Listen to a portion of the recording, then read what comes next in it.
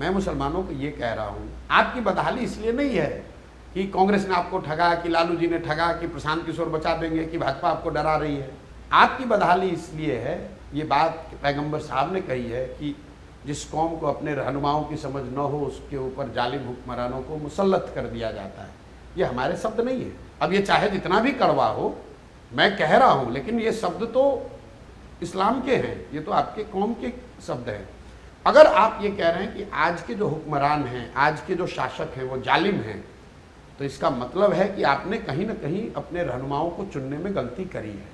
क्योंकि ये मेरा आकलन नहीं है, ये तो अगर पैगंबर साहब के शब्द हैं, वो तो गलत हो नहीं सकता है। तो आपके ऊपर जालिम हुक्मरान कब मुसल्लत किए जाएंगे? जब आप अपने गलत रहनुमाओं का चुनाव करोगे। नहीं तो ये बातें जब मैं उनको बता रहा हूँ, तो लोगों को ये बात समझ में आ रही है। और फिर मैं उनको बताता हूँ कि कैसे पिछले 25-30 सालों में उन्होंने गलत रहनुमाओं को चुना।